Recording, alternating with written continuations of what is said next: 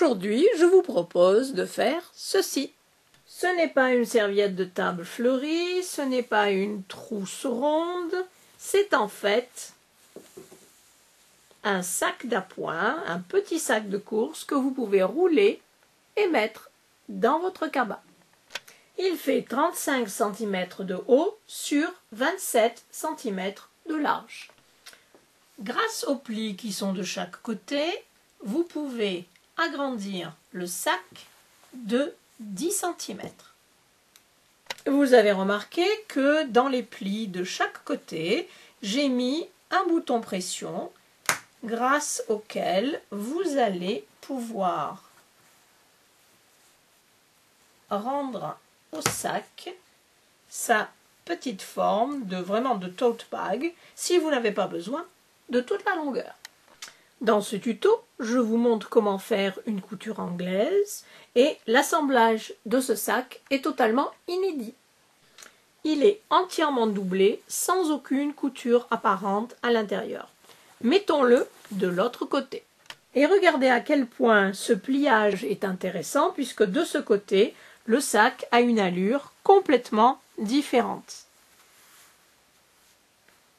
Les boutons pression se retrouvent donc ici, sur l'extérieur, et vous pouvez évidemment les fermer. Et vous remarquez que donc la forme de ce tote bag a totalement changé.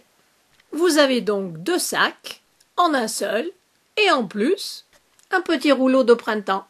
Pour faire ce projet, il vous faut du tissu vraiment fin, mais résistant. Commencez par coudre les deux anses. Suivez la méthode habituelle pour faire les anses avec des extrémités non finies. Prenez la bande, pliez-la en deux, ouvrez, ramenez les côtés vers le centre pour que les bords non finis se retrouvent au milieu. Pliez encore en deux. Faites ensuite une surpiqûre de chaque côté à 1/2 cm du bord, longueur de point 3. Nous allons travailler sur l'endroit du tissu, et ceci est le petit côté du grand rectangle. Les mesures doivent être précises. À partir du côté, mesurez 6 cm et placez une extrémité de l'anse. Épinglez. Mesurez 10 cm et placez l'autre extrémité. À partir de là, mesurez 22 cm. À cet endroit, épinglez l'extrémité de la deuxième anse. Et à nouveau, mesurez 10 cm pour placer l'autre extrémité. Il doit vous rester 18 cm. Le haut du sac se trouve ici avec les anses. Prenez le deuxième rectangle, superposez-le et mettez des épingles. Faites une couture à 1 cm tout le long. Pour que le haut de votre sac soit bien net, je vous conseille d'ouvrir la couture et de la repasser. Maintenant, pliez votre sac dans le sens de la hauteur. Faites correspondre les extrémités de la couture que vous venez de faire. Mettez une épingle et alignez le bord. Maintenant, faites une couture tout le long à 1 cm. Encore une fois, on ouvre la couture et on la repasse. Retournez maintenant sur l'endroit. L'anse est ici. Attrapez le fond de la doublure et faites-le rentrer à l'intérieur. Aplatissez bien la couture du haut, le bord supérieur, et faites correspondre les anses. Il vous reste 11 cm. Comptez 5 cm. 1, 2, 3, 4, 5. Faites un pli. 1, 2, 3, 4, 5. Faites le deuxième pli. Et ramenez ici. Comme ceci. Faites la même chose de l'autre côté.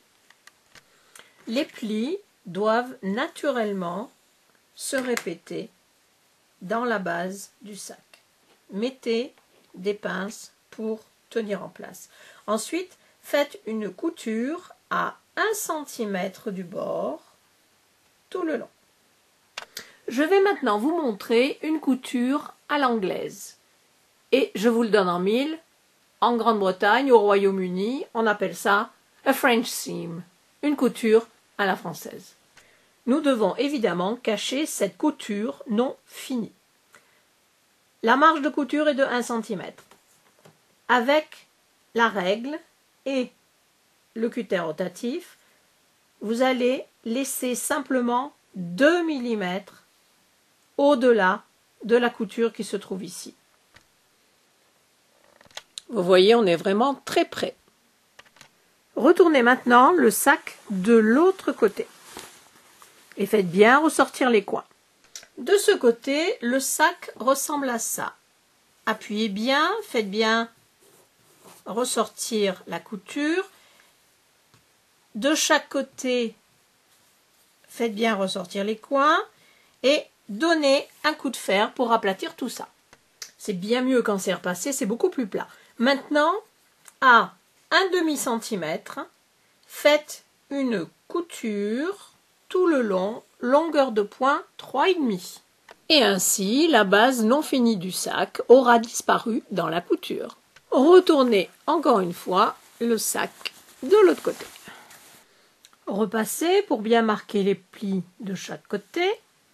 Je voulais vous montrer ce que ça donne dans la base. Vous voyez, ça fait vraiment très propre. Lorsque vous n'avez pas besoin de toute la longueur du sac, vous pouvez, grâce à un bouton pression de chaque côté, que j'ai mis à 2 cm du haut et 2,5 cm de côté, vous pouvez donc raccourcir un petit peu la longueur du sac. Pour finir, faites une surpiqûre à 1/2 cm du bord, longueur de point 3. Ce petit sac de course ou tote bag est maintenant terminé. J'espère que cette vidéo vous a plu et je vous dis à bientôt. Au revoir.